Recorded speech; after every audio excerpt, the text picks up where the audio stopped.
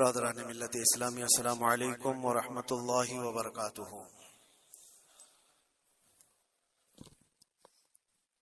الحمد للہ وکفا وسلام علی حبیبہ المصطفى، اما بعد فاعوذ باللہ من الشیطان الرجیم، بسم اللہ الرحمن الرحیم۔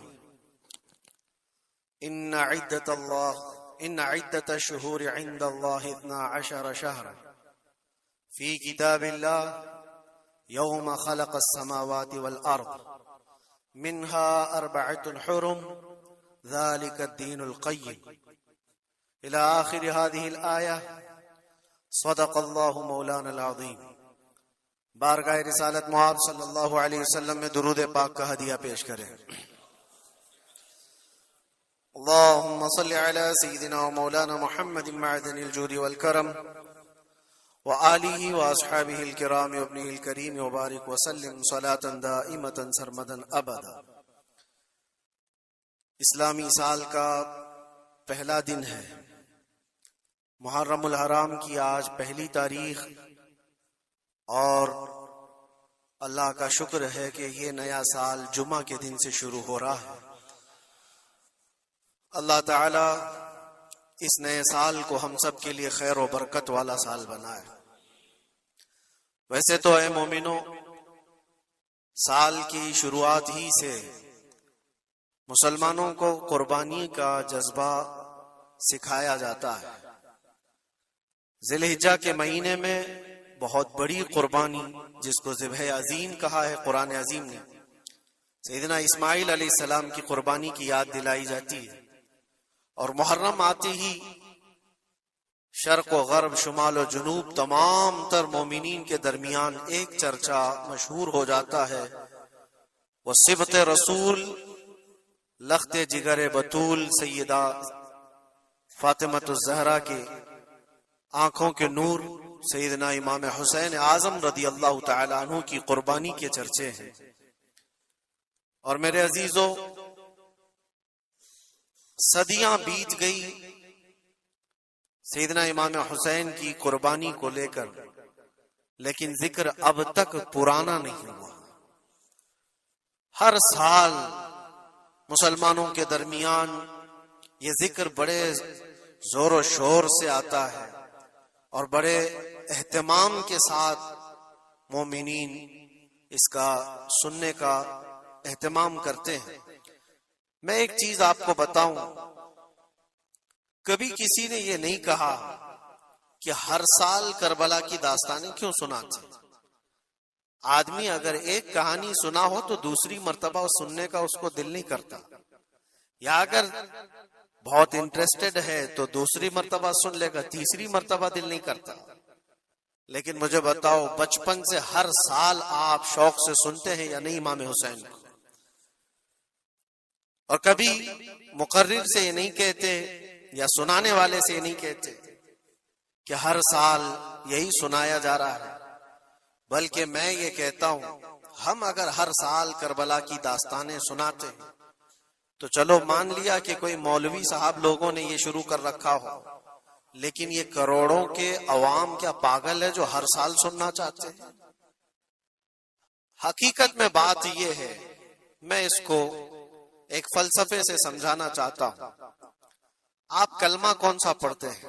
لا الہ الا اللہ محمد رسول۔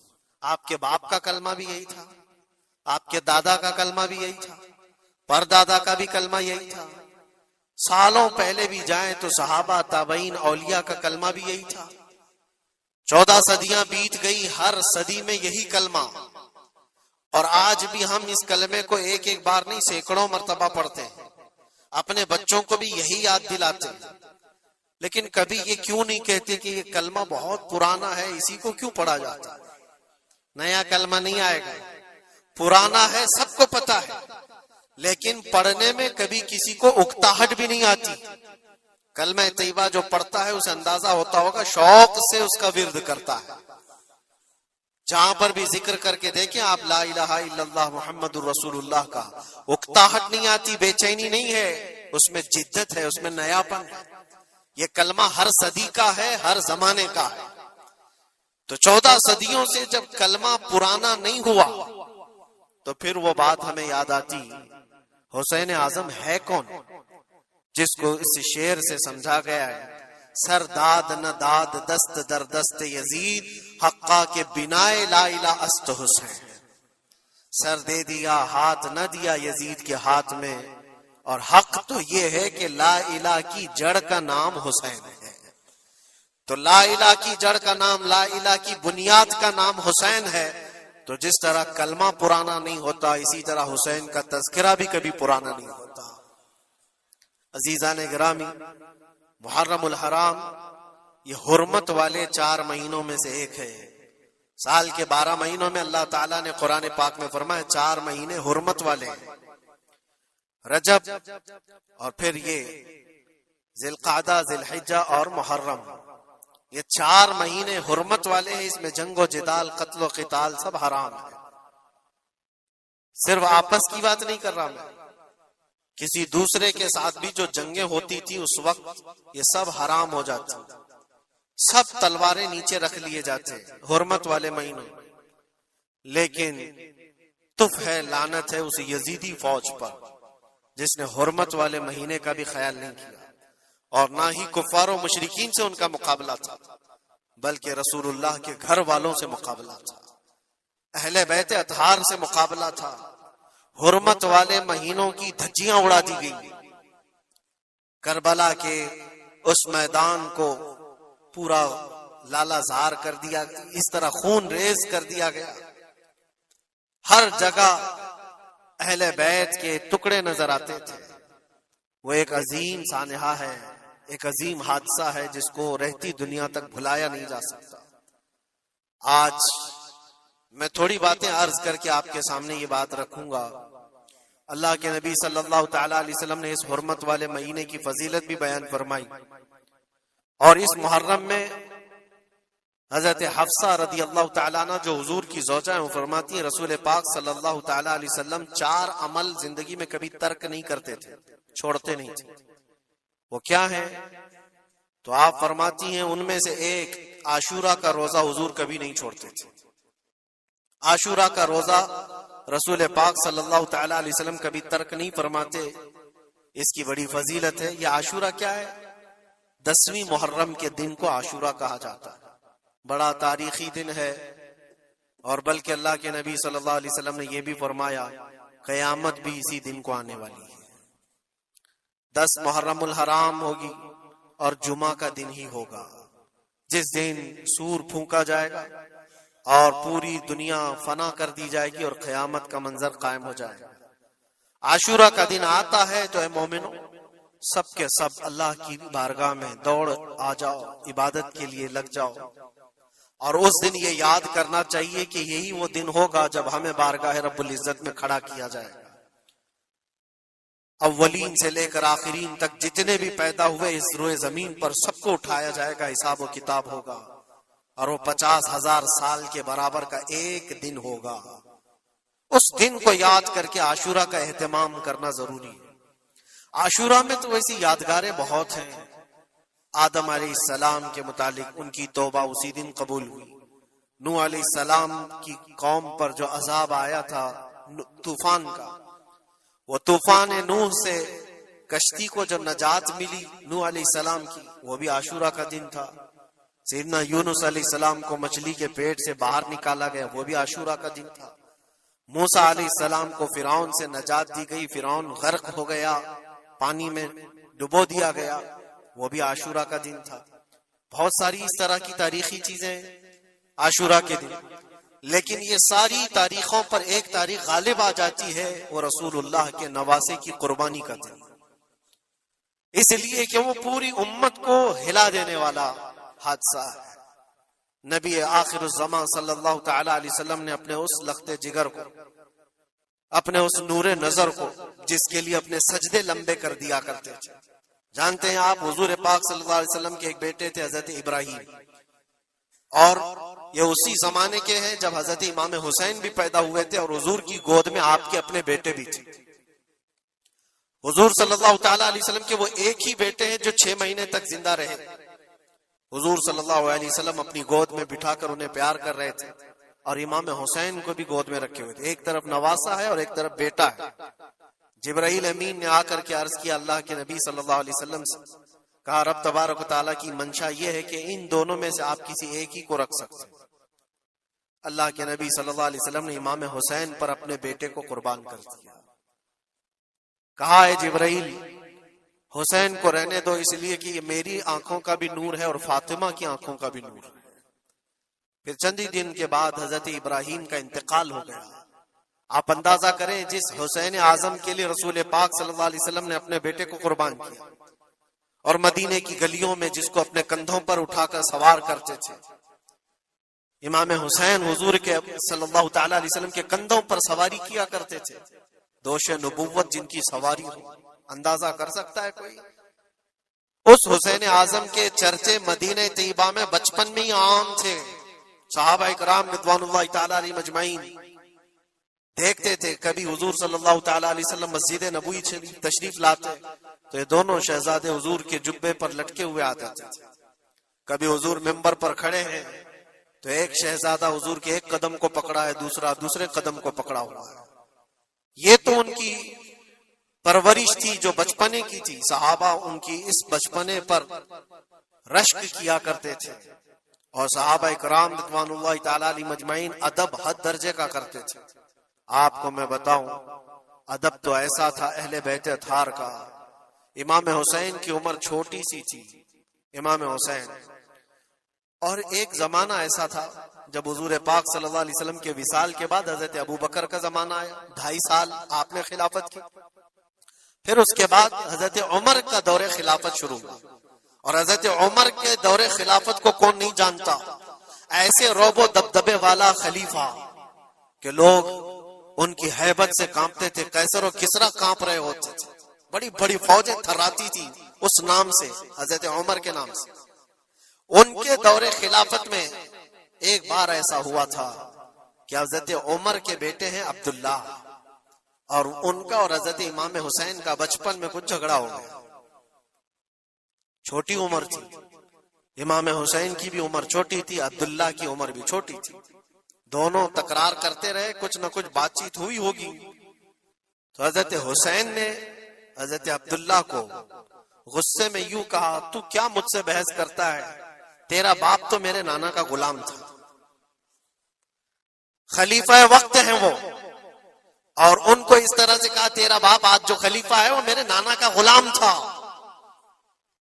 حضرت عبداللہ کو یہ بات لگی, کہا میں یہ شکایت امیر المومنین سے کروں گا. وہ دوڑ کر کے آئے, خلیفہ وقت ہے جس کے سامنے کھڑے ہونے کے لیے اچھے اچھے کانپ جاتے تھے. بیٹے نے آ کر کے کہا حضرت عمر فاروق سے کہ ابا آج میری حسین سے تکرار ہوئی, اور جھگڑے میں انہوں نے مجھے یوں تانا مارا کہ تیرا باپ میرے نانا کا غلام تھا. حضرت عمر اتر آئے کرسی سے اور کہا کیا حسین نے ایسا کہا؟ کہا بالکل ایسا ہی کہا. تو حضرت عبداللہ کہتے ہیں ابا کا جلال دیکھ کر کے میں سمجھ گیا کہ حسین کو سزا ملے گی. کہا جاؤ حسین کو بلا لاؤ, حسین کو بلا لاؤ, انہوں نے یہ کہا ہے میں سننا چاہتا ہوں. حضرت عبداللہ دوڑے ہوئے گئے, چند اور لوگ بھی ساتھ میں آ گئے کہ حسین کی پیشی ہو گئی ہے خلیفہ وقت کے دربار میں. امیر المومنین عمر ابن خطاب نے طلب کیا ہے. حضرت حسین آئے, اور وہ شہزادے کے اندر جو روب و دبدبہ ہے, جلال ہے, جمال ہے, وہ بچپنے سے قائم. رسول اللہ صلی اللہ علیہ وسلم کا لعاب پاک جس نے پیا, خلیفہ وقت کے سامنے آ کر کھڑے ہوئے. حضرت عمر نے پوچھا حسین میرے بیٹے کو کیا آپ نے ایسا کہا ہے کہ تیرا باپ میرے نانا کا غلام تھا؟ حضرت حسین نے کہا ہاں میں نے کہا ہے. ڈر کس بات کا, خوف کس بات کا؟ جو کہا ہے وہ کہہ رہا ہوں, ہاں میں نے کہا. حضرت عمر نے کہا کیسے کہے بتاؤ, کس طرح سے تم نے کہا تھا, بول کے بتاؤ. حضرت حسین نے کہا میں نے عبداللہ سے یہ کہا تیرا باپ میرے نانا کا غلام تھا. حضرت عمر نے کہا اور ایک بار بولو. حضرت حسین نے پھر کہا عبداللہ تیرا باپ میرے نانا کا غلام تھا. حضرت عمر نے کہا اور ایک بار بولو. 3 بار بولنے کے بعد ان کے دونوں بازو پکڑ کر کے گھٹنے زمین پر ٹیک دیا. حضرت امیر المومنین کہتے ہیں میری بخشش کے لیے تمہارے جملے ہی کافی ہو گئے. آپ نے جو مجھے سند دی ہے اے حسین، بس یہ جملہ کل قیامت کے دن بھی کہہ دینا، جب میرا حساب ہو رہا ہو تو اتنا کہہ دینا عبداللہ کا باپ عمر میرے نانا کا غلام تھا۔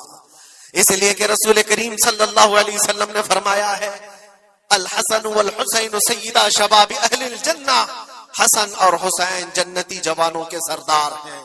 یہ جسے اجازت دے دیں وہ جنت میں چلا جائے گا، جسے یہ کہہ دیں وہ کہ یہ میرے نانا کا غلام ہے۔ مجھے بتاؤ میرے عزیزو، اس حسین اعظم کی بات میں کر رہا ہوں، وقت کا باروب خلیفہ امیر المومنین عمر ابن خطاب، جن کے سامنے گھٹنے ٹیک کر کے بیٹھے اور کہے یہ جملہ دوبارہ کہو، ان کا مقام کیا ہو سکتا؟ حد درجے کا ادب صحابہ اکرام کے اندر تھا۔ اور ایک مرتبہ ایسا بھی ہوا تھا، حضرت عمر ممبر پر کھڑے تھے، حضرت امام حسین اپنے گھر سے دوڑتے ہوئے آئے۔ یہ وہ منظر تھا جب انہوں نے اپنے نانا کو ممبر پر خطبہ دیتے ہوئے سنا ہے۔ زمانہ انہوں نے آنکھیں کھولی ہیں حضور کی گود میں، بچپنا پایا ہے رسول اللہ کے گھر میں، اور دیکھا ہے سب سے پہلے خطبہ دیتے ہوئے تو اپنے نانا کو دیکھا تھا، لیکن جب رسول کریم صلی اللہ علیہ وسلم کی وفات ہو گئی تو پورا اندھیرا سا چھایا ہوا تھا۔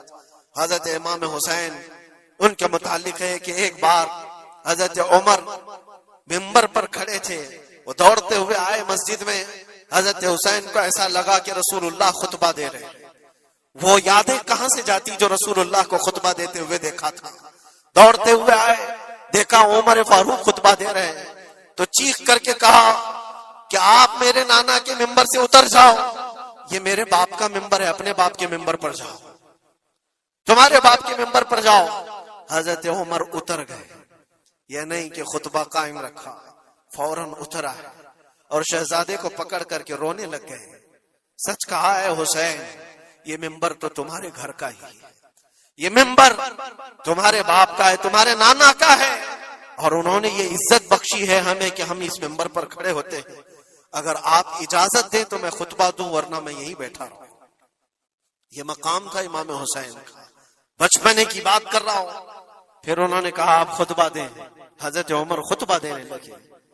عزیزان گرامی، رسول کریم صلی اللہ تعالی علیہ وسلم کے اس عظیم خانوادے کی بات کر رہا ہوں۔ دنیا نے امام حسین کی داستانیں کربلا کی بہت سنائی، اور ہم بھی سناتے رہے اور سنتے بھی رہے۔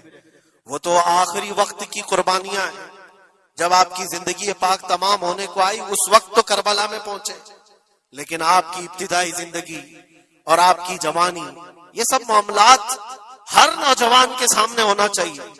اگر نوجوان آج ہمارا یہ کہتا ہے کہ میرا آئیڈیل حسین ہے، تو اس کو حسین کی زندگی پڑھنا چاہیے۔ اگر وہ پڑھے گا تو یزیدیوں کی طرح جینا چھوڑ دے گا، جینے کا طریقہ یزیدیوں کی طرح اور نعرے حسین کے ہوں تو یہ زمین و آسمان کا فرق ہے میرے عزیزوں۔ سیدنا امام حسین رضی اللہ تعالیٰ عنہ کے گھرانے کی بات میں آپ کو کہوں، ایک بار حضور پاک صلی اللہ تعالیٰ علیہ وسلم حضرت فاطمہ کے گھر تشریف لائے تھے۔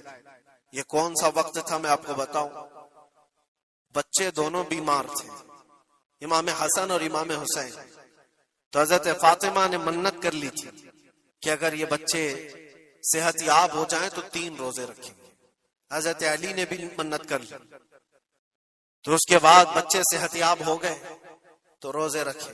حضرت علی رضی اللہ تعالیٰ عنہ، داماد رسول، اسد اللہ الغالب، شیر خدا جن کو کہتے ہیں، فاتح خیبر شکن اور فاتح خیبر، سیدنا علی ابن ابی طالب رضی اللہ تعالیٰ عنہ ایک کھجوروں کے باغیچے میں کام کیا کرتے تھے، اور مزدوری میں صرف 2 درہم آپ کو ملتے تھے۔ وہ 2 درہم ایسے کہ اس سے مدینے میں اتنا آٹا ملتا تھا جس سے 5 روٹیاں بن سکتی تھی۔ یہ دن کی مزدوری تھی ان کی، دن بھر کام کر کے آتے، روزہ رکھ کر کے گئے تھے، کام کر کے 2 درہم مزدوری میں لے آئے، اور اس کے بعد آٹا خرید کر لائے اور کہا فاطمہ روٹیاں بنا لو۔ 5 لوگ تھے گھر میں، حضرت فاطمہ، حضرت علی اور آپ کی ایک کنیز فضہ، اور حضرت حسن اور حسین رضی اللہ تعالی عنہ۔ 5 روٹیاں بنی تھی اور شام میں افطار کے لیے بیٹھے تھے، تو عین افطار کے وقت ایک مسکین دروازے پر آتا ہے وہ کہتا ہے یہ اہل بیت کا گھرانہ ہے، میں بہت بھوکا ہوں، کیا مجھے کچھ کھلایا جا سکتا ہے؟ حضرت فاطمہ نے 5 روٹیاں اٹھا کر اس کی جھولی میں ڈال دی، ایک بھی نہیں رکھا، اور پانی پی کر افطار کر لیا۔ کیا یہ کر سکتا ہے ہم میں سے کوئی؟ افطاری کے وقت ہمارے سامنے رکھا ہوا سامان ادھر سے ادھر ہونے نہیں دیتے۔ کوئی تمہارا شربت تھوڑا سا اٹھا لے تو دیکھو پارا کتنا چڑھ جاتا ہے۔ افطاری کے وقت تو سب کو بھوک شدت کی لگی رہتی ہے، اور اس وقت گھر میں جو موجود ہے وہ اٹھا کے دے دینا۔ مسکین تو لے کر چلا گیا، اور یہ پانی سے افطار کر کے رہ گئے، رات کو اسی پانی سے سحری بھی، دوسرا روزہ تھا۔ حضرت علی مزدوری پر گئے، پھر وہی مزدوری، اور آٹا لائے، 5 روٹیاں بنی، اور افطار میں بیٹھے تھے کہ ایک یتیم بچہ آ گیا جس کے ماں باپ نہیں تھے۔ اس نے آواز لگانی شروع کی کہ میرا کوئی نہیں ہے، میرا آسرا نہیں ہے، میرا باپ نہیں ہے، میں یتیم ہوں، کیا مجھے اس گھر سے کھلایا جا سکتا ہے؟ آج حضرت فاطمہ نے وہ 5 روٹیاں اٹھائی، اس کی جھولی میں ڈال دی، کہا صبر کر لو، ہم پانی پی لیں گے۔ پانی پی کر دوسرا دن افطار کر لیا انہوں نے، اور اس دن اسی طرح سے سحری کیے، اور تیسرا روزہ تھا۔ کون رکھ سکتا ہے میرے عزیز؟ ایک روزہ ہی لوگوں کے لیے کتنا بھاری ہوتا ہے۔ تیسرا روزہ تھا بغیر کسی چیز کے کھائے ہوئے، اور تیسرے روزے کے بعد پھر مزدوری کی حضرت علی نے، پھر اتنی مزدوری سے آٹا خرید لائے، 5 روٹیاں بنی، اور آج ان کے کھانے کا وقت تھا، افطاری کرنے ہی والے تھے۔ جیل سے چھوٹا ہوا ایک قیدی ان کے گھر کے پاس آیا۔ قیدی تھا جو برسوں سے جیل کی سزا کاٹ رہا تھا، اچانک آیا اور کہا میں بہت بھوکا ہوں، میرے پاس کوئی اسباب نہیں، کھانے پینے کا کوئی سامان نہیں، اور میں نے اس گھرانے کی بڑی تعریف سنی ہے، یہ اہل بیت کا گھرانہ ہے، کیا مجھے کھلایا جا سکتا ہے؟ یقیناً وہ لجپال گھرانہ ہے، وہ سخی گھرانہ ہے۔ آج بھی 5 روٹیاں اٹھائی اور ڈال دی، اور حالت یہ ہو گئی تھی کہ سب کا پیٹ پیٹ سے لگ گیا تھا، اور آواز نہیں نکل رہی تھی کسی کی۔ تیسرا دن گزرا تھا، اور اس وقت سب حسنین کریمین طاق میں دبکے ہوئے اندر بیٹھے ہوئے تھے۔ حضرت علی جھکے ہوئے تھے، حضرت فاطمہ بھی وہ سجدے میں تھی۔ رسول کریم صلی اللہ تعالی علیہ وسلم اس حالت میں اس گھرانے میں تشریف لاتے، اور آئے آواز دیا تو آواز کسی کی نکل نہیں رہی، سناٹا ہے گھر میں۔ دیکھا تو حسنین کریمین جسم پورا لاغر دکھ رہا ہے، دیوار سے دبکے ہوئے بیٹھے ہیں، حضرت فاطمہ الگ، حضرت علی الگ۔ یہ کیا منظر ہے؟ یہ اہل بیت وہ ہیں جو فاقہ کرتے تھے لیکن شکایت کسی کے پاس کرتے نہیں تھے۔ یہ نہیں کہ ہمارے گھر میں کچھ نہیں ہے، کبھی نہیں کہا۔ اسی طرح بیٹھے رہے۔ اللہ کے نبی صلی اللہ علیہ وسلم پوچھ رہے تھے تمہیں کیا ہو گیا؟ اسی اسنا میں ان کا جواب آنے سے پہلے جبرائیل امین آیت لے کر کے آ گئے، آیت لے کر کے آ گئے۔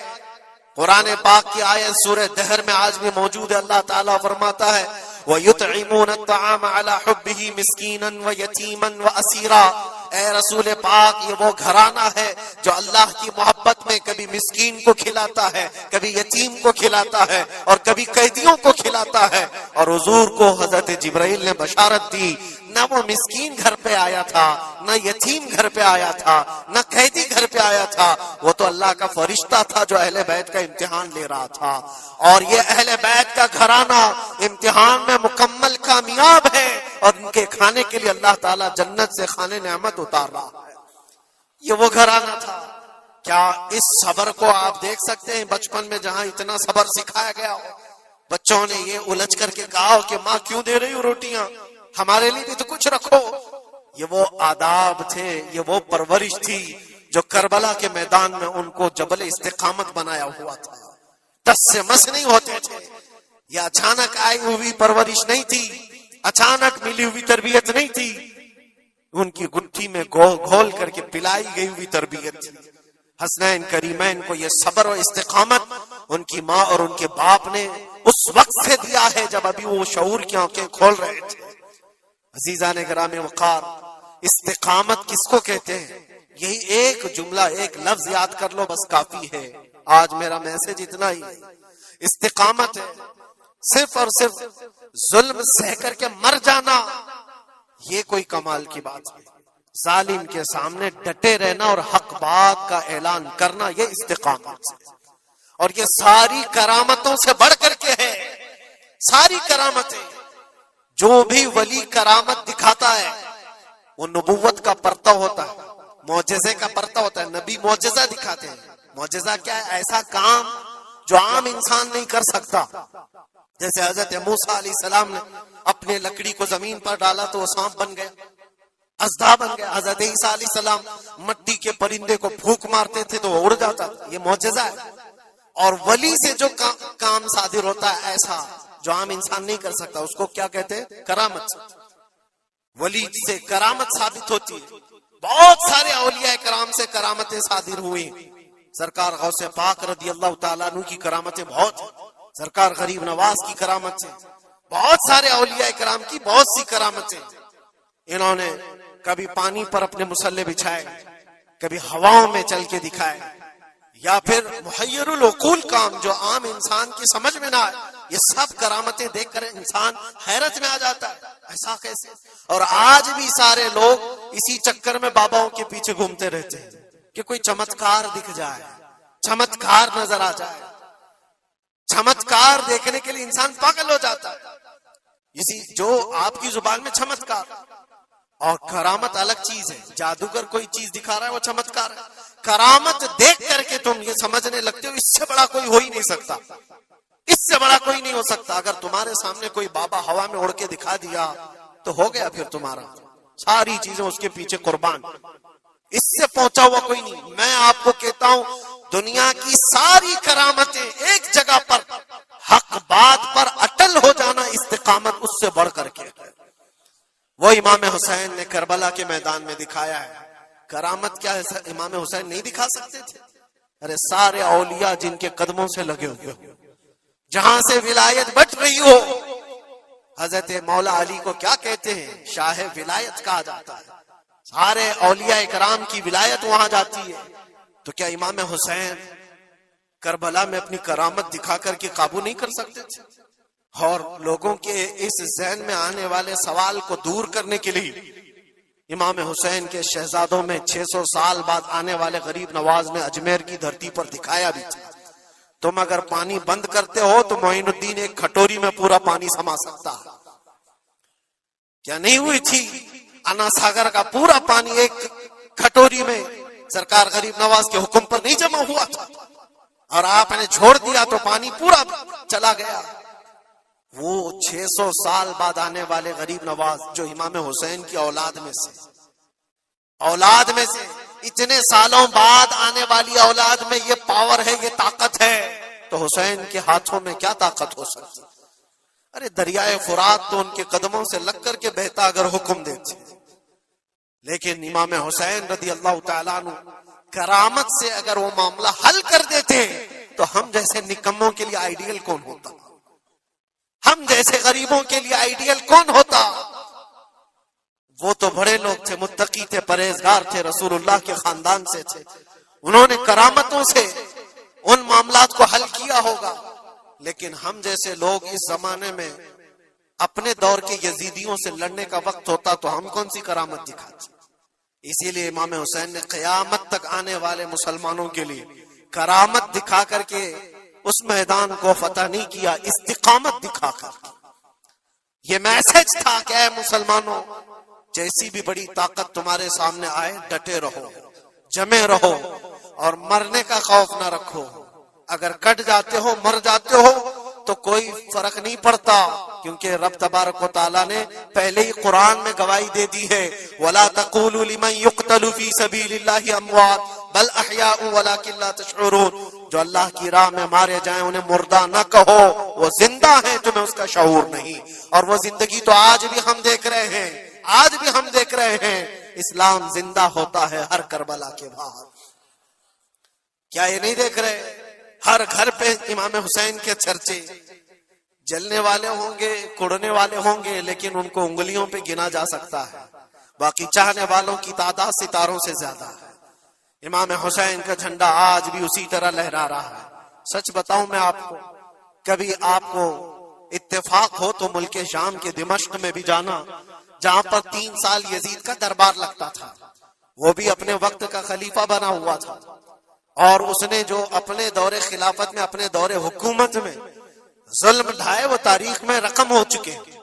جا کر کے پوچھنا اہل شام سے، دمشق والوں سے، کہ ایک دور یہاں تمہارا بادشاہ رہتا تھا، شام کا حکمران یزید، وہ کہاں ہے، اس کی قبر کہاں ہے؟ لوگ تو بغلیں اٹھا کر کے آپ کو کہیں گے کہ یہاں تو کوئی ایسی قبر نہیں دی تھی. ہاں ہم کو پتا ہے، بعض مورخین نے، بعض دانشور جو پڑھے لکھے وہ کہتے ہیں جہاں پر سارا کچرا ایک جگہ پھینکا جاتا ہے، ڈم کیا جاتا ہے دمشق کا، وہاں کہیں اس کی قبر کھو گئی ہے، اس میں کہیں قبر کھو گئی ہے. یہ تو اس کی بات کر رہا ہوں جو بادشاہ تھا، فوج رکھتا تھا، تاج رکھتا تھا، تخت رکھتا تھا اور حکومت رکھتا تھا. اس کا سوال ایسے. پھر آؤ عراق کی سرزمین پر اور کربلا جاؤ. سوچو، ایک کھلا چٹیل میدان تھا، یہاں پر کوئی آبادی نہیں تھی، دور دور تک ایک دریائے فرات بہتی تھی اور باقی کچھ نہیں تھا.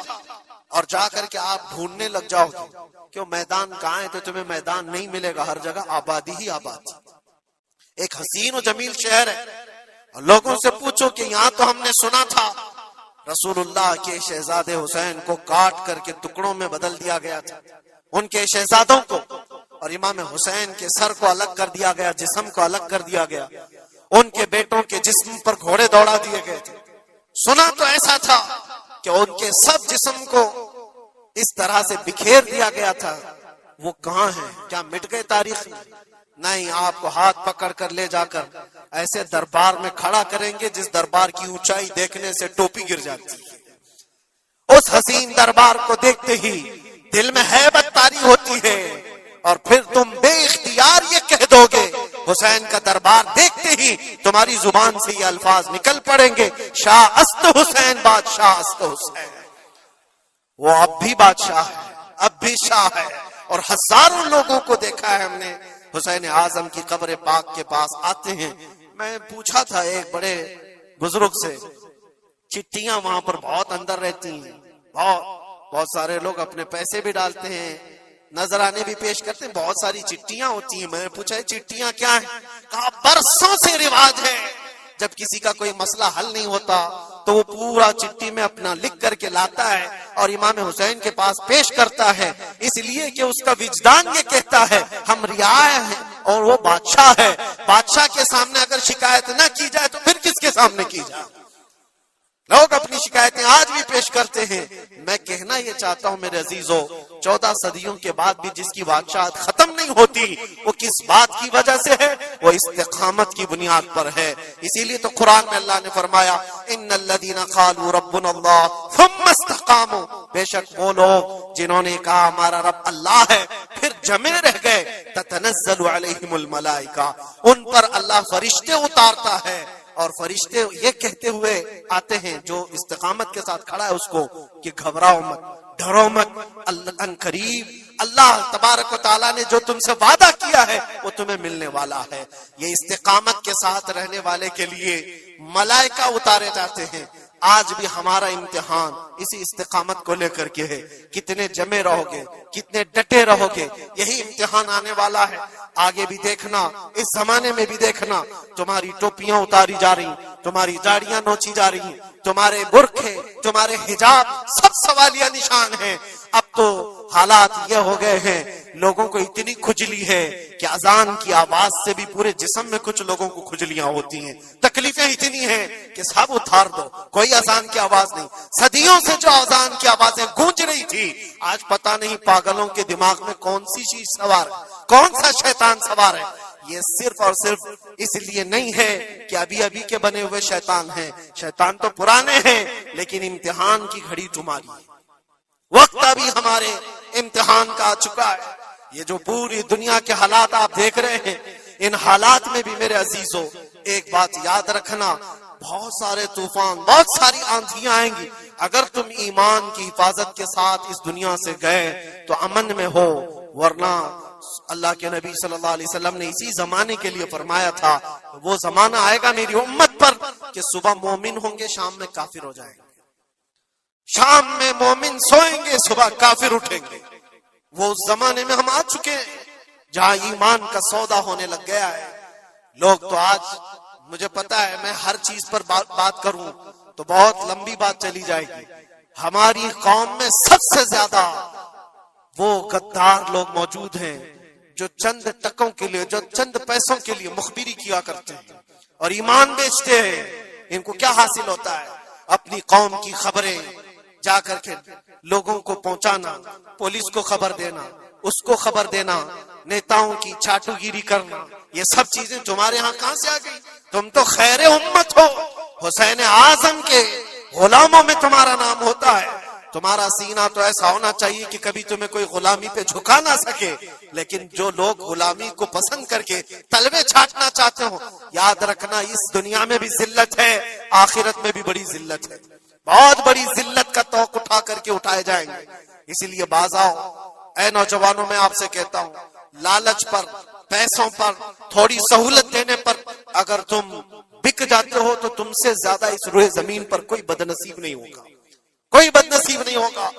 آپ کو پتا ہے منافقین کے رد میں اللہ نے کتنی آیتیں اتاری, اور قرآن میں اللہ نے فرمایا ان المنافقین فی الدرک الاسفل من النار, بے شک منافقین جہنم کے سب سے نیچے حصے میں ہوں گے, سب سے زیادہ عذاب میں ہوں گے. کون ہے وہ منافق؟ جو چہرے سے مسلمان دکھتے ہوں, اندر سے کافر ہوتے ہیں. یہ دغا باز, دھوکے باز.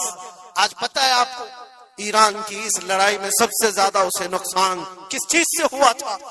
میں اس جنگ پر بات نہیں کر رہا, لیکن اس مقابلے کو آپ اپنے سامنے جو پیش آ رہی ہیں ان حالات کو دیکھ کر کے سمجھو.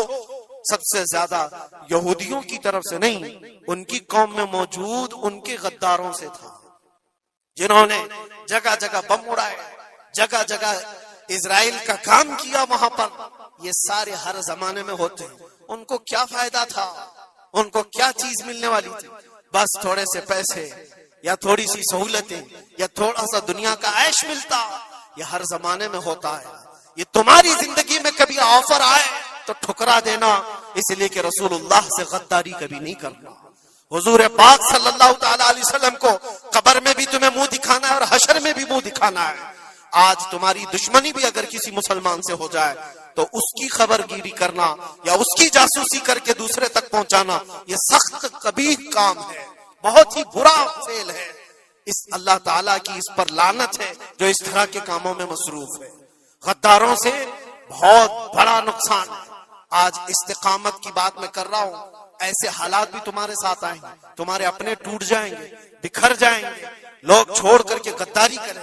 آپ کو میں بتاؤں, میں قید کے حالت میں تھا, 22 دن تک مجھے ادھر سے ادھر گھمایا جا رہا تھا انویسٹیگیشن کے نام پر.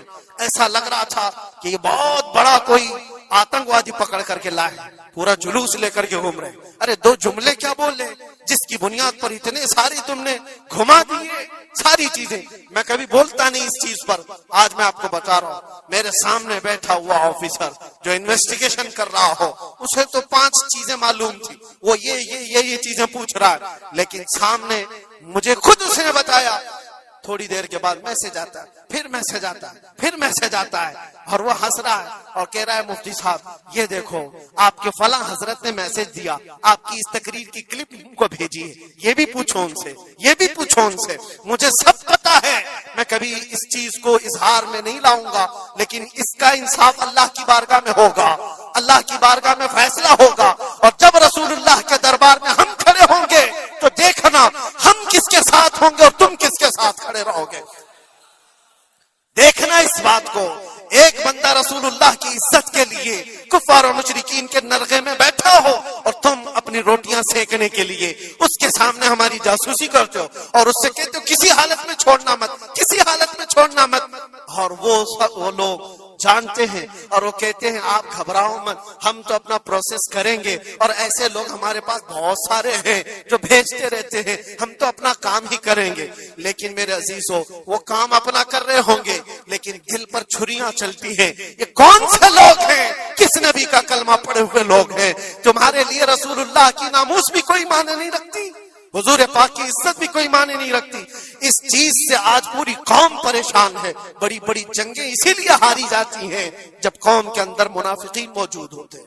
آج اس چیز کے اپنے دل کو بھی پاک رکھو. ہم نے تاریخ دیکھی ہے، ٹیپو سلطان یوں ہی نہیں مرے تھے. ٹیپو سلطان کو انگریزوں کے ہاتھ میں دینے والا بھی غدار موجود تھا، مسلمان تھا. یہ ساری غداریاں آج جو آئی، کتنے تو ایسے ہیں پہلے ہی سے جا کر کے کہہ دے مسجد میں یہ ہو رہا ہے، مسجد میں یہ ہو رہا ہے. یاد رکھنا قیامت کے دن تمہارے چہرے کالے ہوں گے، اللہ کی بارگاہ میں پکڑے جاؤ گے. ومن اظلم ممن منع مساجد اللہ ان یذکر فیہا اسمہ وسعی فی خرابها. اللہ فرماتا اس سے بڑا ظالم کون جو اللہ کی مسجدوں میں اللہ کا ذکر کرنے سے روکتا ہے. اس سے بڑا ظالم کون ہے؟ اور وہ سب ظالم آج دیکھنے کو آ رہے ہیں. بہرحال خلاصہ کلام یہ ہے میرے عزیزوں، ہم حسینی ایمان رکھتے ہیں اور حسین کی طرح اللہ کی بارگاہ میں دعا بھی کرتے ہیں کہ مولا ساری قربانیاں ہو جائیں مگر ایمان کا سودا کرنے کی نوبت کبھی نہ آئے. رب تبارک و تعالی ہماری یہ حفاظت فرمائے کہ ہمارے جسم کے چھتڑے ہو جائیں مگر مولا تیرے حبیب پاک کی عزت اور ان کی محبت بال برابر بھی ہمارے دل میں فرق آنے نہ پائے، بال برابر بھی فرق ہونے نہ پائے. اپنی اولاد کو بھی یہی تعلیم دے کر جاؤ، یہی تعلیم دے کر جاؤ. کربلا سننے کا مطلب یہ نہیں ہے ماتھا پیٹ لیا، سینہ پیٹ لیا، رو دھو کر کے اٹھ گئے. رونا تو سب کو آسانی سے آ جائے گا، لیکن حسین کے اس میسج کو اپنے بچوں میں ایسا پلا کر کے جاؤ کہ تمہارے دور میں بھی یزید آئیں گے، تمہارے دور میں بھی یزیدی فتنے ہوں گے. اس وقت میرے بیٹے چوڑیاں پہن کر گھر میں نہ بیٹھنا، یزیدیوں کا مقابلہ کرنے کے لیے حق بات کا اعلان کرنا. مجھے یاد ہے میری بات، میں جس وقت اپنے گھر سے دلی کے لیے نکل رہا تھا تو میری ماں نے یہی کہا تھا نہ واپس آؤ تو کوئی بات نہیں، ہمیں یقین ہے کہ اللہ کے راستے پر جا رہے ہیں. اللہ تبارک و تعالی اس استقامت کو ہر گھر میں عطا فرمائے. حسین اعظم کا جذبہ اللہ تعالی ہماری اولاد میں عطا فرمائے. وآخر دعوانا الحمدللہ رب العالمین. السلام علیکم.